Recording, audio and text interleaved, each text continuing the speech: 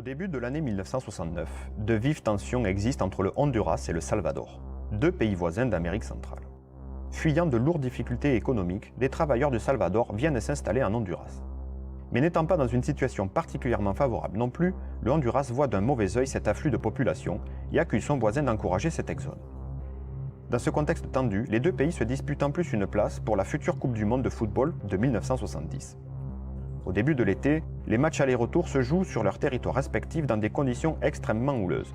Forcément, les joueurs et les supporters extérieurs sont très mal reçus, subissant des pressions de la part des locaux et des échauffourées autour des stades font monter la pression. Pire, chaque équipe nationale gagne un match chacun. Et il faut les départager lors d'une dernière rencontre disputée en terrain neutre à Mexico le 26 juin. C'est dans une atmosphère d'émeute qu'a lieu la rencontre, les supporters étant galvanisés par les tensions politiques en plus. Le Salvador remporte le match 3-2. Mais les troubles continuent après le match avec de nombreux blessés et certains supporters vont même y perdre la vie.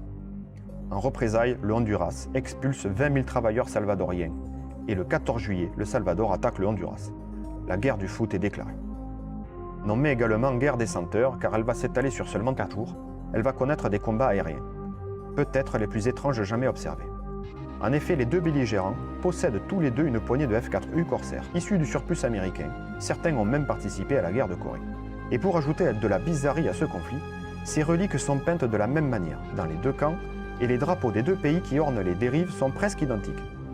Ils sont équipés également des mêmes radios et les pilotes parlent la même langue. Les combats tournent au chaos. Une fois engagés, on ne sait plus quel appareil est son ailier ou son ennemi, et on ne sait pas non plus qui dit quoi et à qui dans la radio. Le capitaine Fernando Soto de la force aérienne de Honduras fut celui qui a tiré le mieux son épingle de ce très particulier jeu. Il a réussi dans ces conditions à obtenir 3 victoires contre les forces aériennes du Salvador. Ce fut donc le dernier combat de l'histoire entre deux appareils à moteur à piston, réalisé avec un Corsair au détriment d'un autre Corsair ce jour de conflit du 16 juillet 1969. Une histoire bien originale qui s'ajoute à la légende de ce vétéran né presque 30 ans plus tôt.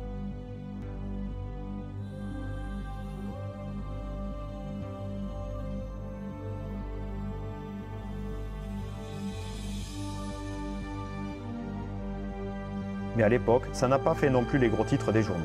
Car ce même 16 juillet, quelques milliers de kilomètres au nord, décollait de Floride une gigantesque Saturn V pour conduire la mission Apollo 11. Une exceptionnelle drôle de machine.